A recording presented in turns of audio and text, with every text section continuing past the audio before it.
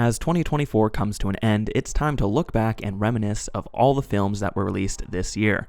So in this video, I am going to rank every single 2024 movie from worst to best. Do keep in mind, I have not seen every single 2024 release, either due to them not showing in my area, not having the time, or because I just didn't want to. But I tried to watch as many of the big releases as I could. I watched a total of 50 new releases this year, which doubled last year's score of only 25 movies. So naturally, next year I'll try and watch 100 movies. In fact, I just launched my second channel, Eisenhart Reviews, so I would highly recommend subscribing to it, as I will be reviewing as many movies as I can in 2025. The channel will be in the description and on the screen. Obviously, with so many movies, I don't have time to go into depth about each one, so each review will be very brief. For this video, I'm going to use the Letterboxd rating system of 5 out of 5 stars, and keep in mind, this list is my personal opinion. My personal opinion. So if you disagree with me, feel free to let me know in the comments in a manner that doesn't involve threatening my life. Please and thank you. Enough talking, let's kick it off with the worst movie of the year, and I'm sure you know what that is. The art of filmmaking is a very complicated process where hundreds of people will make thousands of decisions over several different stages of production. The odds that every single person working on a film will make the wrong decision at every move is extremely rare. However, Madam Web beat those odds. Okay, I'm being a little overdramatic to some extent, but I just wanted to drive home how bad this movie is. This movie has some redeeming qualities. Although I can't name them right now, I bet if I thought about it long enough, I could come up with some. Geez, the editing in this movie is terrible, and the writing might be some of the worst I have ever seen. I'm sure you've already heard how bad this movie is, so I won't spend any more time on it. 1 star. I hate to be negative when it comes to film, because I believe all art has merit. But Argyle sucks ass. I was kind of into it in the first act, but things kept happening that just took me out of the movie. It had a great concept, but I did not like what they did with it at all. Also, it hit every Marvel humor joke it could, as the writing was just so cheesy. The film also looks ugly. There were a few fun fight scenes, but as a whole, it was just a mess. Even the lead's charisma could not make this film work. However, the worst offense this movie committed was being boring. 1 star. Kicking off the 1.5 star tier, we have Megalopolis. Megalopolis is not for everyone. You're either going to love it or hate it. And for me, I hated it. The movie has lots to say and some interesting themes, but it just goes about conveying those things to the audience in such a messy and incoherent fashion. The movie has some interesting visuals, but they can only take you so far when the plot and dialogue is so bonkers. I feel like in 30 years, this will either be considered a misunderstood masterpiece or a legendary disaster. Although I don't like the film, I do respect it, so I gotta give it that. 1.5 stars. Ghostbusters Frozen Empire is a movie that has too many characters and too little plot. It's stretching a plot that should only be 30 minutes into an hour and 45 minutes by introducing useless characters with useless subplots that have no impact on the overall story. I legit forgot Finn Wolfhard was in this movie, which is crazy because he's supposed to be one of the main characters. This series is very reminiscent of the Jurassic Park franchise. They are both franchises that were launched off the backs of one really good film, have overstayed their welcome, and now refuse to die. 1.5 stars. Kicking off the 2-star tier, we have Red 1. It's kind of wild that the director of Red 1, Jake Kasdan, also wrote and directed one of my favorite movies of all time, Walk Hard, the Dewey Cox Story. Great record. Excellent album. We learned a lot from Great it. record. What a fall from grace, man. This is the textbook example of a corporate movie. The jokes are forced, the performances are phoned in, the CGI is unfinished, the product placement is distracting, and the plot is stupidly simple. There's a few good scenes I found mildly amusing, and there's some interesting concepts at play, but unfortunately, the filmmakers don't capitalize very well on them. It's not the worst film in the world, but it's certainly far from good. 2 stars. I appreciate that Godzilla x Kong, The New Empire, is self-aware. It knows that it's a big, dumb blockbuster about giant monsters fighting each other, and it doesn't pretend to be anything deeper than that. But just because it's self-aware, that doesn't mean it's good. The plot is ridiculous, the characters are non-existent, but at least it has some fun fight scenes. The movies in this franchise are starting to become parodies of themselves, and I am quickly becoming tired of them. 2 stars. In my mind, 2004's Mean Girls is a perfect film. The same can't be said about 2024's Mean Girls. Honestly, I forgot this movie came out, and I also forgot it was a musical. The musical numbers kind of suck, which is like the number one thing you need to nail in a musical. I found it funny that they gave Janice's character so many songs because she is a way better singer than Katie. This film lacks any nuance or cleverness that the original film had, and it feels like a lazy nostalgia bait cash grab. Seems like a cash grab. This movie just should not exist. 2 stars. Speaking of terrible musicals, how about Joker 2? This movie sucked. It never fully commits to being a musical, it never fully commits to being a courtroom drama, it never fully commits to being a comic book movie, and it never fully commits to being good. It's painfully boring, the story sucks, and it's pretending to be more interesting than it actually is. At least the camera and art department tried, because it seems like no one else did while making this film. The trailer was way better than the actual movie. 2 stars. Ooh, this might be a hot take, but Smile 2. I was not a fan of the first Smile, so I had my expectations low for Smile 2. Although I thought it was better, I'm still not a fan. Naomi Scott is giving a good performance, and there's some really cool cinematography, but overall I found the sequel to be pretty dull and repetitive. This movie was also entirely too long, and it definitely felt like the plot was going in circles at many points. This movie's ending also took everything I hated about the first one and turned it up to 11. God, I hated the ending. I just don't get the hype for this franchise. I guess they aren't made for me. 2 stars. Now on to the 2.5 star tier, we have Drive Away Dolls. Drive Away Dolls was probably my most disappointing movie of 2024. It's a fun and enjoyable film, but it's held back by some major pacing issues and an insanely weak third act. It was definitely missing the spark and charm of other Coen Brothers movies, and it ended up being very forgettable. There were a few funny moments, but all of the comedy fell pretty flat for me. I know this was only made by one Coen brother, but I still had my hopes up high because the Coen brothers have made some of my favorite movies of all time. So I just expected a little bit more. 2.5 stars. Next up we have Trap. Man, this movie is insanely stupid, but at the same time, it's really entertaining. Josh Hartnett is really great as the lead, and there's some good moments of tension. The premise is also really cool. However, all the bad in this film outweighs the good, as most of the dialogue is horrible and the resolution at the end is super disappointing. In fact, the whole second act of this film is just straight up not good. Another case where the trailer was way better than the actual film. I don't like M. Night Shyamalan. I'll be honest, guys. I don't like it. Sixth Sense is good though. 2.5 stars. Just like the next movie in this list, Kung Fu Panda 4 feels like a direct-to-video sequel that was pushed to theaters last minute. The story feels bland, the characters are basic, and overall it feels unnecessary and cheap. This is really driven home by all the characters in the previous movie that are written out so that the studio wouldn't have to shell out the big bucks for the voice cast. It ain't no Lego Batman, let's just say that. 2.5 stars. Now we have the last movie in the 2.5 star tier, Moana 2. Moana 2 really upset me. It pillages all the nostalgia from the original, however it doesn't offer up any of the same heart or wonder that film does. The new characters that were introduced felt very forced and annoying, and Maui lacked a proper arc, so he's just kind of here in the movie. Additionally, the main villain was underdeveloped, and the stakes in the story weren't properly set up, so the whole adventure lacks any real tension. Not to mention, the songs were a major step down. No pun intended, which was one of the original's strongest aspects.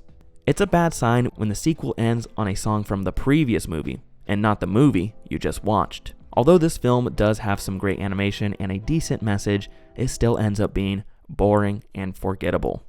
2.5 stars. Alright, we've passed the threshold into the 3-star tier, so after this point are all movies that I consider good, or at least passable. And that's what this next one is. Maxine looks beautiful and has some great performances, but it's held back by a weak finale and some heavy-handed messaging. The film is trying to say something really interesting, but it goes about it so lazily and simply that it leaves you expecting more. The third act felt out of place and awkward compared to the rest of the film, but the talented ensemble cast and stylized cinematography saved it from being a total disaster. 3 stars. Bob Marley, One Love falls into a lot of the same pitfalls that many music biopics do, and it fails at bringing something exciting and new to the genre. It's a shame because Bob Marley is such an iconic figure who changed the music landscape. I could have used some more screen time focusing on the songwriting process, but I understand it's hard since there's a lot of ground to cover. There were some problems with the plot meandering around and pacing issues, but they weren't too egregious. It's an alright film and enjoyable for the most part. 3 stars. Just like Drive Away Dolls, Lord of the Rings: War of the Rohirrim was one of my most anticipated films going into 2024, but it ended up being pretty disappointing. The film is passable. It has some decent characters, some cool action, and a pretty good first act. Unfortunately, going into the second act, the film loses all its forward momentum, and it feels like it stalls for the rest of the runtime. Additionally, the final act was pretty weak, and I felt like they fumbled what could have been a really interesting villain. These problems, combined with some eye-rolling fan service moments, result in a painfully mediocre film, which is a shame because this movie had potential to do something really interesting with the franchise. 3 stars. Kinds of Kindness is a very bizarre and absurd film that I'm sure many people will love. However, I'm not one of those people. I'm a big fan of Yorgos Lanthimos' previous film, Poor Things, so I had my expectations set a little too high. I didn't necessarily hate the film, although I didn't necessarily like it either, so it ends up right in the middle of passable. Even though I enjoyed some aspects of the movie, I felt like it was a little too long and a little too out there. I respect the creative vision, but they should have reeled it in a little bit in my opinion. 3 stars. Yeah, I'm sorry guys, I don't get that hype for long legs. The filmmakers do a great job at using the cinematography and sound design to build suspense, but unfortunately it's supported by a very underwhelming plot.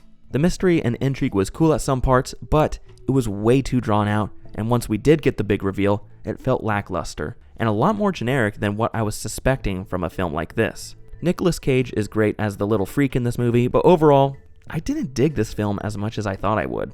More power to you if you like this film, just wasn't for me. 3 stars. Now we have the last film on this tier, Y2K. Y2K is a mixed bag. I'm a huge Kyle Mooney fan, so of course all the comedy in this film hit with me. Unfortunately, the plot is pretty sloppy and many of the characters are boring. Additionally, the pacing is just all over the place. This movie feels like it lurches along and doesn't flow at a steady pace. However, the film had one job to do, and that was to make me laugh. And it succeeded, as it had me dying at parts. A bit of a disappointment, but still a good time. 3 stars. Kicking off the next tier, we have A Quiet Place Day One. A Quiet Place Day One is a solid horror movie with a few great scares and good characters. It can get repetitive at parts, and the climax is a bit undercooked, but it does offer some great character moments and very tense sound design. It's a pretty standard sequel and doesn't do anything too mind-blowing. I would like to see something more inventive from this franchise in the future, or else it will really start to get boring. 3.5 stars. Dee Dee is a pretty good coming-of-age film with some interesting characters and a sweet story. Although it didn't personally resonate with me as much as other similar films like 8th Grade or Lady Bird, I could see it working really well for a lot of people. I found it a bit boring at parts, and there were a lot of sequences I've seen done better in other films. But I like what the movie has to say and the story it tells. 3.5 stars. Inside Out 2 is a solid addition to the Pixar catalog and a great sequel to the original.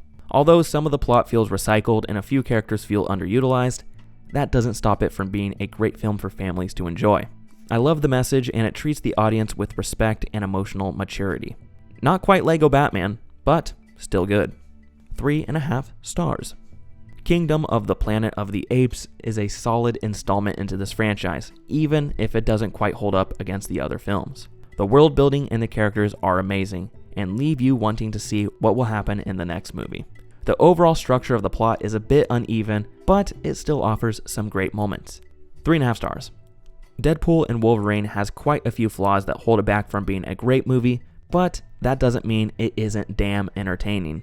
It has everything you would want from a Deadpool movie. Fun action, hilarious comedy, references for the fans, and a great relationship between our main leads. Even though it gets a bit self-indulgent at times, it still achieves what it sets out to do. So, I would call this film a success. 3.5 stars. Speaking of damn entertaining, Transformers 1 was such a fun movie. Full disclosure, I have never watched any Transformers media, so I'm sure there was plenty of lore that went over my head, but even as an outsider, this movie was really good. The action was great, most of the comedy landed, and the characters were super interesting. I didn't entirely love the animation style or the cast though. I felt like some of the casting choices were prioritizing attaching an A-lister rather than casting a great voice actor. This is just a minor complaint though, as overall, it's a good film.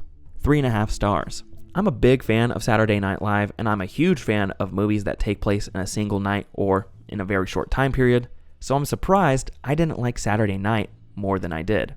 Not to say it's bad, I still thought it was good, but it just left me wanting a little bit more.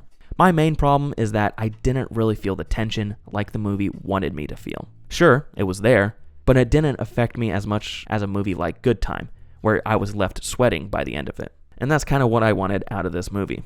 However, still has a lot of great moments of comedy and the cast is stellar, so I enjoyed it. 3.5 stars. I feel like Snack Shack flew under the radar for a lot of people, probably due to the fact that it was dumped on streaming after a very brief theatrical run, which is unfortunately the tale for many great movies this year. It's an enjoyable coming-of-age story with some likable characters played by some charismatic actors. This is a film set in the 90s, but I'm glad it didn't overdo the nostalgia bait like many similar films would. It's pretty by the numbers and predictable, but the filmmakers brought it home with a great final act that I really enjoyed. 3.5 stars. Carry On fails victim to many of the same tropes and cliches we've seen in the action thriller genre, but that doesn't mean it still isn't fun and entertaining. This movie has some great editing and pacing and just zips by without you even noticing. The script also does a great job at slowly feeding you bits of information and exposition to keep you hooked and engaged as the stakes get higher and higher. It's not doing anything crazy original or changing the game, but it doesn't need to. It's just a solid movie from start to finish. 3.5 stars. A Complete Unknown is a movie that has a lot of fantastic scenes and amazing performances that are surrounded by a lot of fluff and filler. I don't want to spoil too much, but the first half of this movie is extremely cliche and follows the Dewey Cox handbook to a T. However, right around the midpoint, it starts to get interesting and the film finally gets around to the good stuff. I just wish we could have had the energy that the second half of the film had for the entire movie. Timmy definitely deserves an Oscar nom, and given how much the Academy loves biopic performances, he might get a win.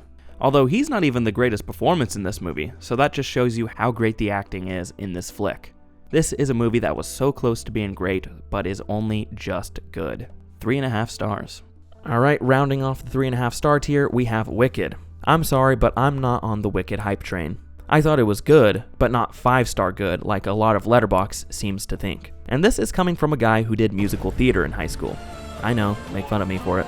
The two leads are great, but a lot of the supporting characters felt very underwhelming. The sets and production design were awesome, and I loved how the camera followed the action in the musical numbers. However, this film is just too damn long. They did not need to make this a two-parter, as it feels way overbloated. Overall, it just reeks of a cash grab.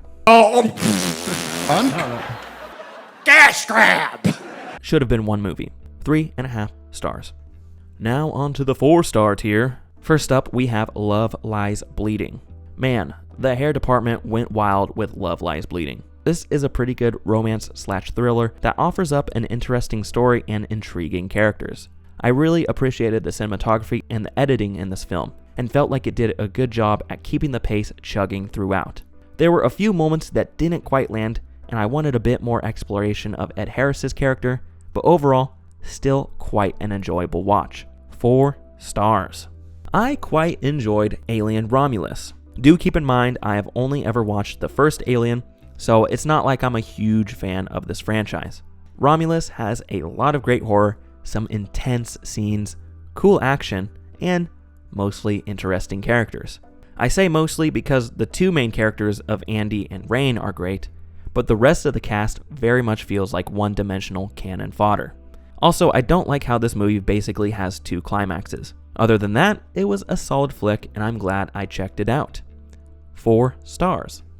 I found Civil War to be an interesting war movie that portrays violence and action in a different light than what we often see in action films. By telling the story through a journalistic lens, this movie has a lot to say on how we distance ourselves from trauma and the effects it has on different people. It includes intense scenes and images that feel all too real and leaves a lasting impact on many viewers. And for that, I give it 4 stars. The Fall Guy is a great movie that sheds some light on the part of filmmaking that people often forget about. It's filled with great action, funny performances, and just the right amount of cheesiness. The Fall Guy feels like the movie Argyle thought it was. I really appreciated this film for being a big budget blockbuster not already connected to an established property, because it feels like movies like this are becoming more and more uncommon nowadays. I know I sound like an old man yelling at the clouds, but it's true. We need more movies like this one. 4 stars. Rap World is amazing. I debated whether I should include it in this ranking since it's only 55 minutes long, and many people wouldn't consider that a feature-length film. But this movie is just so great and I wanted to talk about it. Connor O'Malley is one of my favorite comedians, so it feels like this movie was tailor-made for me. This is the second funniest movie of 2024 as it has some great bits and hilarious editing. It does a great job at capturing the era, characters, and setting. You could tell me this came out in 2009 and I wouldn't doubt you for a second. Although I love this movie, I admit it's certainly not for everyone. Connor O'Malley is like an evil scientist. He might be a genius, but the art he creates is absolutely insane. 4 stars. Juror Number 2 is a fantastic legal drama which tells a gripping story and offers up some interesting moral dilemmas for the audience to ponder on. It's supported by some tight writing and solid performances. It's a shame that this movie was buried by Warner Brothers and dumped on Max after a limited theatrical run. It deserved a proper wide release, especially given this will most likely be Clint Eastwood's final film. I mean, the dude is 94 after all. A very strong 4 stars. In a lot of ways, Gladiator 2 reminds me of Star Wars: The Force Awakens. Both films have big shoes to fill from an iconic first installment, both films borrow a few too many plot beats from the original, and both films have to undo the climax of the last film in order to manufacture some conflict. That being said, I still had way more fun with Gladiator 2 than I expected I would. It has epic action, glorious performances, and a grand story to tell. I would have loved to see a bit more development with the relationship between Paul Mescal's and Pedro Pascal's characters, but what they did do with that storyline I absolutely loved. And of course, I also could have used some more of Denzel Washington, who is just so much fun to watch in this movie. Overall, I really liked Gladiator 2, and I'm glad I got to see it in a theater because it was so cool to see on the big screen. 4 stars. 2024 may be the year of sequels and reboots, but that doesn't mean some of these sequels and reboots aren't damn entertaining. Twisters is just so much fun. Our lead characters are just dripping with charisma, and it has some really tense scenes that had me on the edge of my seat. Expert direction by Lee Isaac Chung, who made the jump from indie dramas to blockbusters seamlessly. There were about 1 or 2 too many characters, and it gets bogged down in exposition at some points, but these are very minor complaints. This is one of those movies that reminded me why I love going to the theater. 4 stars. Heretic is a horror movie about the scariest thing imaginable, being stuck while a man monologues to you about his ideologies. Wait a minute, that's what I'm doing. This film makes great use of its small cast and its limited sets to deliver solid thrills and scares. Like, this movie primarily takes place in just 3 rooms with only 3 characters, which means that a lot of the heavy lifting comes down to the writing and performances. And luckily, both were solid, as the dialogue is intriguing and the performances are amazing. Hugh Grant in particular gives a very chilling performance as the antagonist. The movie also leaves you with some interesting themes to sit and ponder on. Although I wanted a bit more out of one specific character, and the pacing and plot kind of peters out at the end, I still enjoyed this film way more than I expected. I'm glad Scott Beck and Brian Woods were able to pick themselves back up after the fumble of last year's 65. 4 stars. Beetlejuice is an extremely fun and entertaining movie that packs in a lot of great jokes coupled with very strong comedic performances. It utilizes some really creative practical effects, and the whole production design is stellar. There are some characters and plot lines that are majorly fumbled, but it is still a solid movie that will provide a great time. Probably the most fun I had in theaters this whole year. 4 stars. Late Night with the Devil is a fantastic and original found footage horror movie that will leave you thinking about it for hours after. It has amazing performances and solid suspense. Overall, I really enjoyed this film, and I feel like it flew under the radar for a lot of people, so I would recommend checking this one out. It's worth your time. 4 stars. The Substance is the most horrific and unsettling movie I have probably ever watched. But do keep in mind, I'm not the biggest horror fan and certainly not a body horror guy, so I don't watch films like this very often. That being said, the fact that I still enjoyed this movie at all shows how good it is. The special effects are top notch, the production design is so unique, and the sound design is grotesque and ups the intensity of this film. However, I was just blown away by the cinematography and the editing. It's very purposeful and direct and also works so well in this film. And of course, the performances are amazing as well. My only gripes is that this movie can be a little too direct in its messaging and its exposition. Like, you can trust the audience to piece things together. You don't need to spell it all out. I'm probably not going to rewatch it, but I do respect the hell out of it. Ugh, I felt like I needed a shower after I saw it. I know I might sound like a baby, but geez, this film got to me. 4 stars. I went into Hitman with low expectations, as Richard Linklater has made some of my favorite movies of all time. However, I was really disappointed by his last film, Where'd You Go, Bernadette? Luckily, he stuck the landing with this one, as I was completely blown away by Hitman. I love this movie. It perfectly balances romance with comedy with drama, and it results in a cleverly written movie with some interesting characters and arcs. I wasn't on team Glenn Powell before, but Hitman sold me. He's a fantastic actor, and he kills it in this movie. I could gush about this film for hours. It was right up my alley. 4 stars. Now we have the last film in this tier with Challengers. I caught this one on streaming after the fact, and I really wish I would have seen this in theaters because it is great. The way the relationships between these characters are written is so juicy and fleshed out. The performances are amazing, and it has some great tension throughout.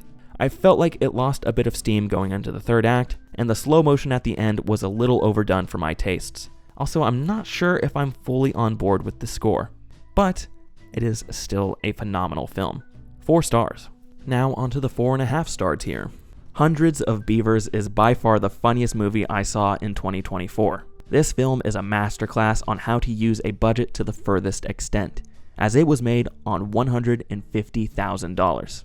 The movie is cheap, but it uses it to its advantage. The slapstick humor is top tier, as this is quite literally the closest thing we'll get to a live-action Looney Tunes movie. The film is hilarious, clever, and it does a fantastic job at upping the stakes. Just when you think it can't get any bigger, it does. My only gripe is that the first act really takes its time, but once the story gets momentum, there's no stopping it. Seriously, one of the most original movies I've seen in a while, and I can't recommend it enough. Check it out, please. Please watch this movie. 4.5 stars. Dune Part 2 is a perfect example of expert filmmaking, as every single department brings their A game. The technical aspects of this film are incredible, with the sound design being a highlight for me. Through the sound, the visuals, the cast, and the score, it all culminates in a movie that truly feels epic and grand, which is rare with most blockbusters we get nowadays. It tells a great sci-fi story and is deserving of the praise in my opinion. 4.5 stars. I Saw the TV Glow is so bizarrely unique. Much like my thoughts on Kinds of Kindness, this is a weird film that will either click with you or it won't, and this film really clicked with me. Jane Schoenbrunn managed to capture a feeling with this film that I can't really put into words. It's like a mix between dread and nostalgia, and it resulted in what I thought was the scariest horror movie of the year. Not the most unsettling, that one still goes to The Substance, but the scariest. I wish I could have seen this in the theaters because I saw it on streaming after the fact, and the ad breaks really messed up the immersion. I definitely recommend you check this film out if you think you might like it, but again, it's certainly not for everyone. 4.5 stars. Speaking of amazing horror, Robert Eggers hit it out of the park with Nosferatu. I'm sure you've seen the word atmosphere pop up in regards to this film, and it's for good reason. Through the cinematography, lighting, production design, sound design, and performances, this film takes you to another world full of primordial evil and chilling haunts. I seriously felt like I was cursed after I left the theater. I agree to some extent with the criticisms that it's a bit long-winded and dull at points, but that doesn't take away from how amazing and enthralling this film is. Believe the hype with this film. It is 4.5 stars. I absolutely loved The Wild Robot. The animation is beautiful and it has some top-notch physical humor. It tackles a lot of complex themes and messages and juggles them all really well while not feeling like it's dumbing them down for kids. The voice cast is also top notch, and I found myself fighting back tears at many points. My only problems would be that the pacing is a bit off and the plot can feel a bit episodic at times. That being said, this is probably one of my favorite animated films in the past 10 years. Still not Lego Batman, but gotta say, really good. 4.5 stars. Now we have my favorite movie of the year, Furiosa, a Mad Max Saga. Furiosa, a Mad Max Saga didn't quite touch the magic of Mad Max Fury Road, but that's not to discredit the film, since Fury Road is one of the greatest movies of all time, in my opinion. Furiosa has amazing performances, lush world building and production design, and of course, breathtaking action. By far my favorite movie of the year, and it's a shame it didn't do well at the box office. Honestly, I can't think of anything bad to say about this movie. I loved it all. For that reason, it gets 5 stars. So that's my list. I am certain I have some really hot takes that lots of people will strongly disagree with, so I would love to hear your thoughts and your personal rankings in the comments. Overall, I thought 2024 was a really strong year for film. Even though this list is dominated by sequels, reboots, prequels, and spin-offs, that doesn't mean those types of films aren't deserving of praise and that they should be automatically dismissed as works of art. Yes, many were cheap assembly line movies that were created solely to make money, but many also had something interesting to say and their own distinct creative vision. I feel like every year people act like Hollywood is going downhill, and that there's no original movies anymore and that movies are getting worse. But to me, that's not the case. There's great and original movies released every year, and just because they're not in the top 10 grossing films of the year, that doesn't mean they don't exist. I do agree that the overabundance of these sequels, reboots, and spin-offs can feel detrimental to our pop culture, but I think there's some more nuance to the discussion, and it's not so black and white.